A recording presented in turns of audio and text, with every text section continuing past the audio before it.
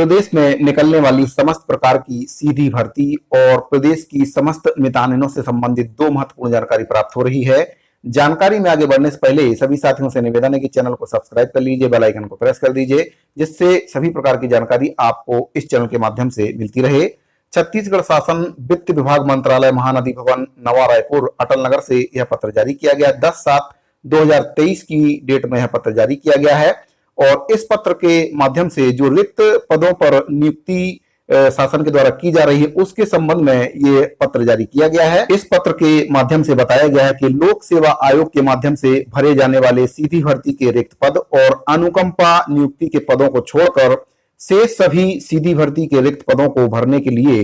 वित्त विभाग की अनुमति प्राप्त किया जाना आवश्यक है। मतलब जो सीजीपीएससी के रिक्त पद हैं उनको छोड़कर और अनुकंपा नियुक्ति से जिन पदों को भरा जाता है उनको छोड़कर बाकी जितने भी सीधी भर्ती से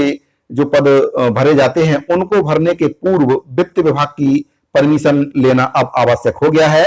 उक्त प्रावधान आगामी आदेश तक प्रभावशील होगा। तो ये जो प्रावधान सरकार के द्वारा बनाया गया है आगामी आदेश तक प्रभावशील होगा। दिनांक 31 मार्च 2022 के बाद और इस आदेश के जारी होने के मध्य जिन पदों पर भर्ती के विज्ञापन जारी किए जा चुके हैं उन पर भर्ती की कार्रवाई नियमानुसार जारी रहेगी और ऐसे प्रकरणों में वित्त विभाग की पृथक से अनुमति प्राप्त किए जाने की आवश्यकता नहीं है। तो बिंदु क्रमांक 4 में इसमें बताया गया कि 31 मार्च 2022 के बाद और इस पत्र के जारी होने के बीच में जो भी विज्ञापन सरकार के द्वारा जारी किए गए हैं, सीधी भर्ती के लिए जो विज्ञापन जारी किए गए हैं, वे भर्ती प्रक्रियाएं चालू रहेंगी और उनके लिए फिर से वित्त विभाग से परमिशन लेने की जरूरी नहीं है। तो उन भर्तियों को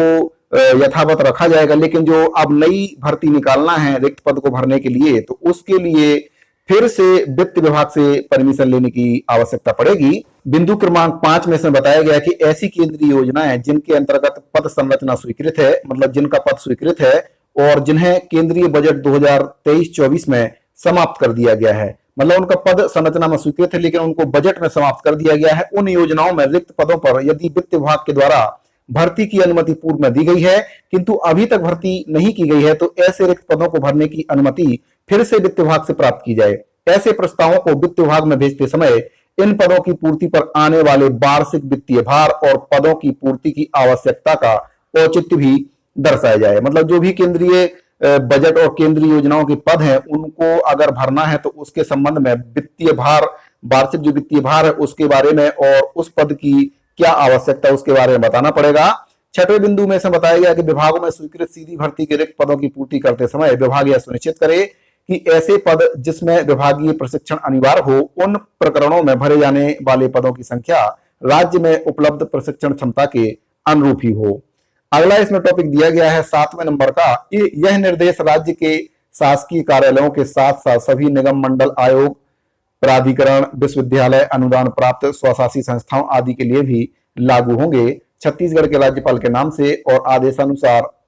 अतीश पांडे संयुक्त सचिव। तो प्रदेश में अब नई भर्तियों के रिक्त पदों को भरने से पहले वित्त विभाग की परमिशन लेना आवश्यक हो गया है। अगली जो अपडेट प्राप्त हो रही है, छत्तीसगढ़ शासन लोक स्वास्थ्य एवं परिवार कल्याण विभाग मंत्रालय महानदी भवन से यह पत्र जारी किया गया है और मितानिनों के लिए बहुत ही अच्छी खबर निकलकर सामने आ रही है।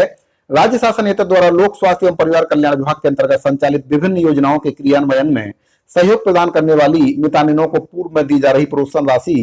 को अतिरिक्त मितानिन कल्याण निधि योजना अंतर्गत राशि ₹2200